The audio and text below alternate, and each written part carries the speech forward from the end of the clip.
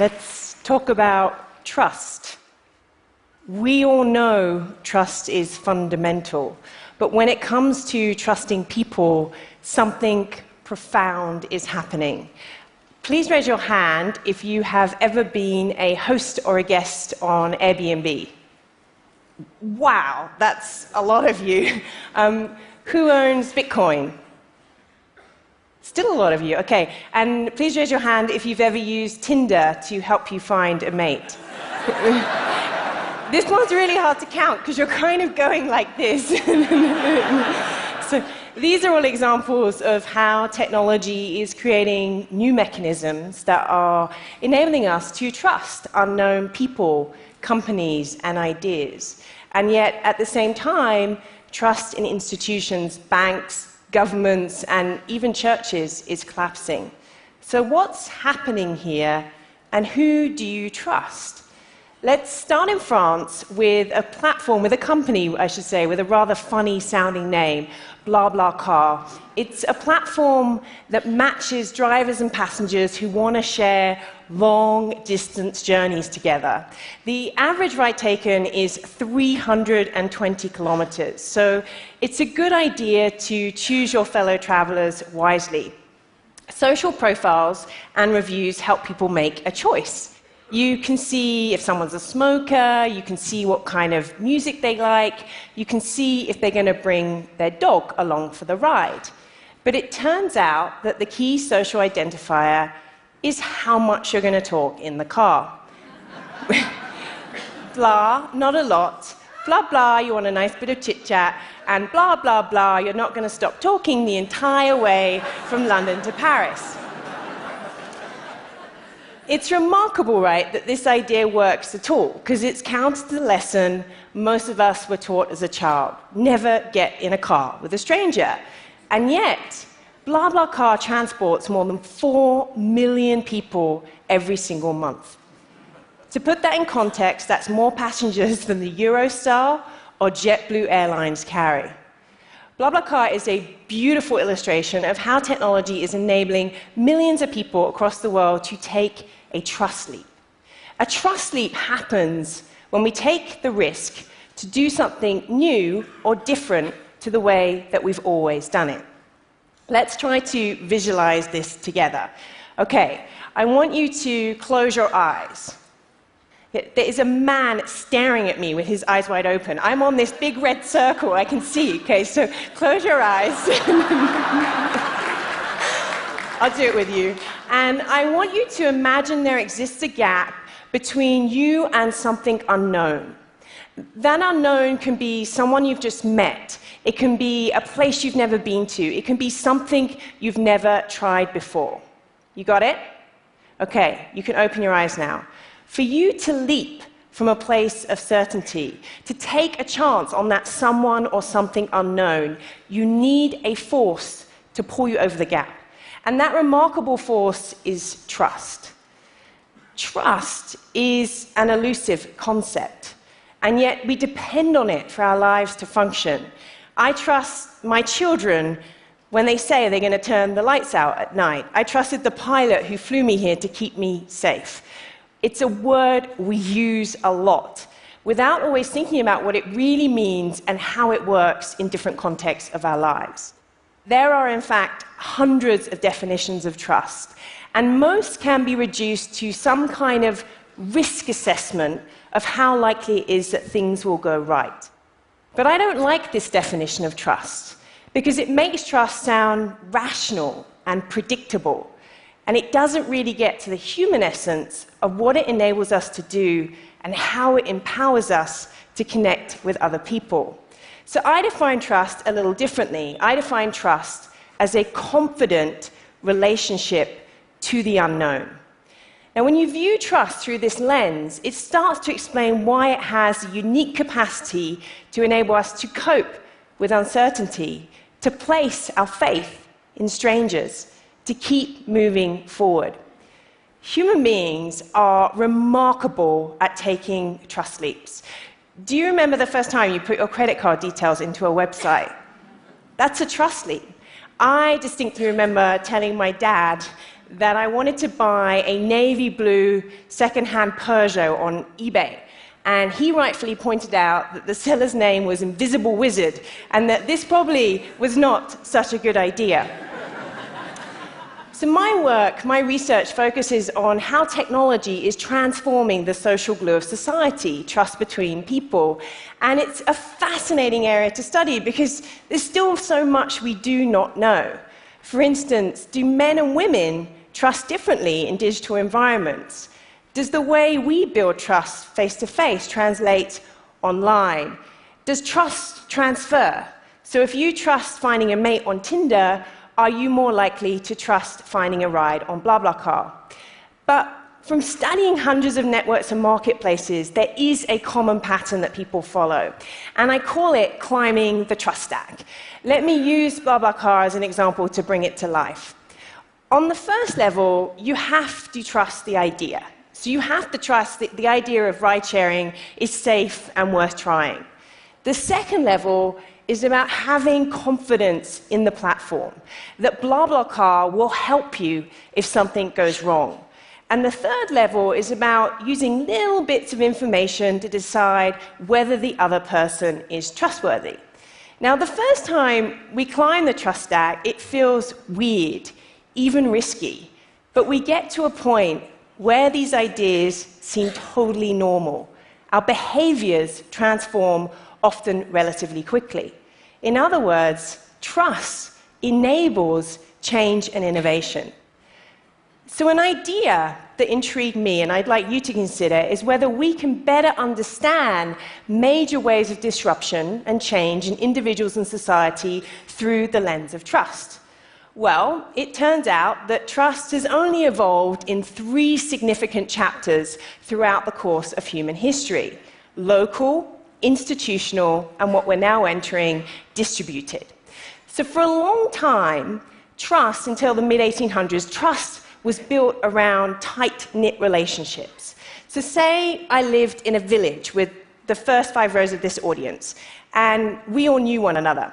And say I wanted to borrow money, the man who had his eyes wide open, he might lend it to me, and if I didn't pay him back, you'd all know I was dodgy. I would get a bad reputation, and you would refuse to do business with me in the future. Trust was mostly local and accountability-based. In the mid-19th century, society went through a tremendous amount of change. People moved to fast-growing cities such as London and San Francisco, and our local banker here was replaced by large corporations that didn't know us as individuals. We started to place our trust into black box systems of authority, things like legal contracts and regulation and insurance, and less trust directly in other people. Trust became institutional and permission-based. It's widely talked about how trust in institutions and many corporate brands has been steadily declining and continues to do so. I am constantly stunned by major breaches of trust. The News Corp phone hacking, the Volkswagen emissions scandal, the widespread abuse in the Catholic Church, the fact that only one measly banker went to jail after the great financial crisis, or more recently, the Panama Papers that revealed how the rich can exploit offshore tax regimes. And the thing that really surprises me is that why the leaders find it so hard to apologize, I mean sincerely apologize, when our trust is broken. It would be easy to conclude that institutional trust isn't working because we are fed up with the sheer audacity of dishonest elites. But what's happening now runs deeper than the rampant questioning of the size and structure of institutions. We're starting to realize that institutional trust wasn't designed for the digital age.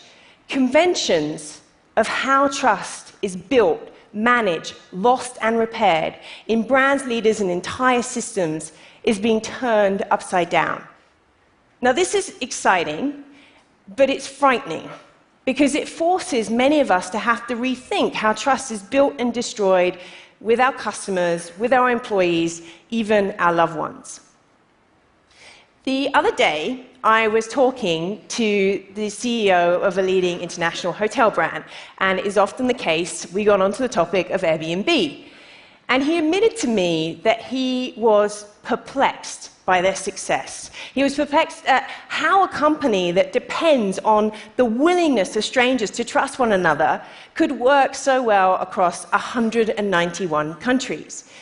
So I said to him that I had a confession to make, and he looked at me a bit strangely, and I said, and I'm sure many of you do this as well, I don't always bother to hang my towels up when I finished in a hotel, but I would never do this as a guest on Airbnb.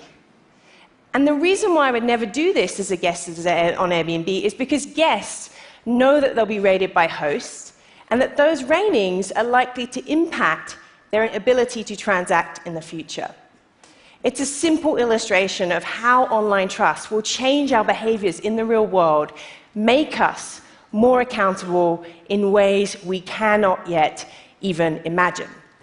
I am not saying we do not need hotels or traditional forms of authority, but what we cannot deny is that the way trust flows through society is changing, and it's creating this big shift away from the 20th century that was defined by institutional trust towards the 21st century that will be fueled by distributed trust. Trust is no longer top-down. It's being unbundled and inverted. It's no longer opaque and linear. A new recipe for trust is emerging that once again is distributed amongst people and is accountability-based. And this shift is only going to accelerate with the emergence of the blockchain, the innovative ledger technology underpinning Bitcoin. Now, let's be honest, getting our heads around the way blockchain works is mind-blowing.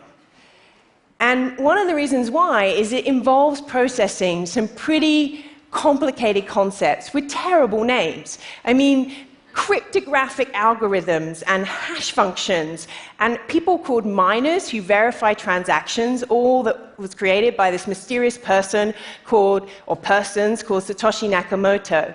Now that is a massive trust leap that hasn't happened yet. But let's try and imagine this. So The Economist eloquently described the blockchain as the great chain of being sure about things. The easiest way I can describe it is imagine the blocks as spreadsheets, and they are filled with assets. So that could be a property title, it could be a stock trade, it could be a creative asset such as the rights of the song. Every time something moves from one place on the register to somewhere else, that asset transfer is timestamped and publicly recorded on the blockchain. It's that simple, right? So the real implications of the blockchain is that it removes the need for any kind of third party, such as a lawyer, or a trusted intermediary, or maybe not, a government intermediary, to facilitate the exchange. So if we go back to the trust stack, you still have to trust the idea, you have to trust the platform, but you don't have to trust the other person in the traditional sense. The implications are huge. In the same way the internet blew open the doors to an age of information available to everyone, the blockchain will revolutionize trust on a global scale. Now, I've waited to the end intentionally to mention Uber, because I recognize that it is a contentious and widely overused example. But in the context of a new era of trust, it's a great case study. Now, we will see cases of abuse of distributed trust. We've already seen this, and it can go horribly wrong. I am not surprised that we are seeing protests from taxi associations all around the world trying to get governments to ban Uber based on claims that it is unsafe. I happened to be in London the day that these protests took place, and I happened to notice a tweet from Matt Hancock, who is the British Minister for Business, and he wrote, "Does anyone have details of this Uber app everyone is talking about?" Because I hadn't heard of it until today. Now, the taxi associations they legitimized the first layer of the Trust Act. They legitimized the idea that they were trying to eliminate, and sign-ups increased by 850% in 24 hours. Now, this is a really strong illustration of how a trust shift, once a trust shift has happened around a behavior or an entire sector, you cannot reverse the story. Every day, 5 million people will take a trust leap and ride with Uber. In China, on Didi, the ride-sharing platform, 11 million rides taken every day. That's 127 rides per second, showing that this is a cross-cultural phenomenon. And the fascinating thing is that both drivers and passengers report that by seeing a name and seeing someone's photo and their rating makes them feel safer. And as you may have experienced, even behave a little more nicely in the taxi cab. Uber and Didi are early but powerful examples of how technology is creating trust between people in ways and on a scale never possible before. Today, many of us are comfortable getting in cars driven by strangers. We meet up with someone we swipe right to be matched with. We share our homes with people we do not know. This is just the beginning. Because the real disruption happening isn't technological. It's the trust shift it creates. And for my part, I want to help people understand this new era of trust so that we can get it right and we can embrace the opportunities to redesign systems that are more transparent, inclusive, and accountable. Thank you very much.